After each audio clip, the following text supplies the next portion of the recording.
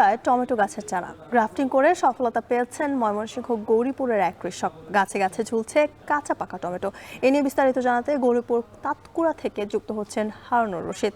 Harun, grafting টমেটোর রোগবালাইয়ের প্রাদুর্ভাব কেমন, এছাড়া ফলন কেমন হচ্ছে, বিস্তারিত জানাবেন। জ্যোতিকা, টমেটো যারা আবাদ করেন তারা প্রতি বছরই একটি সমস্যায় পড়েন, সেটি হচ্ছে গোড়া পচা রোগ বা ঢলে পড়া রোগ। অর্থাৎ টমেটো আবাদের পরে বৃষ্টিপাত হলেই গাছের গোড়া পচে যায় এবং টমেটোর গাছগুলো ঢলে পড়ে এবং এর মাধ্যমে কিন্তু প্রতি বছরই কৃষকরা ব্যাপক অঙ্কের ক্ষতির মুখে পড়েন। এই ক্ষতি পুষিয়ে নেওয়ার জন্য ময়মনসিংহের গৌরীপুরের তাতকুড়া এলাকার কৃষক শহীদুল্লাহ একটি অভিনব পদ্ধতি তিনি আবিষ্কার করেছেন বা তিনি প্রয়োগ করেছেন। তার যে পদ্ধতি সেটি হচ্ছে বেগুন গাছের গোড়ায় টমেটোর গাছ গ্রাফটিং বা কাটিং কলম করে তিনি টমেটো ফলিয়েছেন এবং তার যে গ্রাফটিং করা যে টমেটো গাছগুলো আমরা দেখতে পাচ্ছি, এখানে কিন্তু গাছগুলো বেশ বড় হয়েছে এবং প্রচুর টমেটো ধরেছে।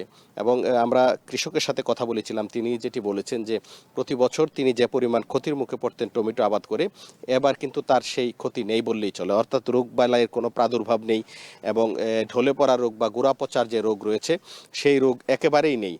এবং এখানে তিনি 10 শতক জমিতে টমেটো আবাদ করেছেন এবং টমেটো আবাদ করে ইতিমধ্যেই তিনি প্রায় 70,000 টাকার মতো টমেটো বিক্রি করেছেন এবং তার গাছে এখনও যে পরিমাণ টমেটো রয়েছে বা যেগুলো কাঁচা পাকা টমেটো রয়েছে সেগুলো বিক্রি আরও 50,000 টাকা বিক্রি করতে পারবেন বলে তিনি আশা করছেন। এবং তিনি যেটি বলেছেন, তার যে গ্রাফটিং পদ্ধতি সেটি হচ্ছে এখানে যে জংলি জাতের, অর্থাৎ যে বেগুন আনাচে কানাচে রাস্তার ধারে বা জঙ্গলের মধ্যে হয়ে থাকে যে জংলি জাতের বেগুন, সেই বেগুনের চারা তিনি সংগ্রহ করেছেন এবং সেই চারার মধ্যে তিনি বাড়ি 8 জাতের যে টমেটো রয়েছে সেই টমেটোর গ্রাফটিং করেছেন। এবং এর পদ্ধতি সম্পর্কে তিনি যেটি বলেছেন যে বেগুনের যে চারাগুলো রয়েছে সেই চারাগুলো তিনি বেগুনের বীজ থেকে চারা তৈরি করেছেন এই যে পলিনেট হাউসে যে করেছেন সেই হাউজের মধ্যেই। এবং এই বেগুনের চারার বয়স 40 থেকে 45 দিন হওয়ার পর তিনি কিন্তু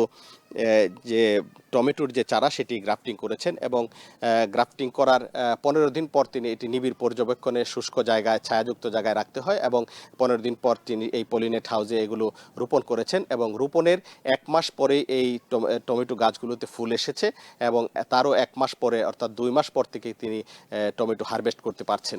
এবং তার এখানে বিষমুক্তভাবে জৈব বালাইনাশক দিয়ে এই টমেটো উৎপাদন হয়, এই টমেটোর চাহিদাও কিন্তু রয়েছে বেশ।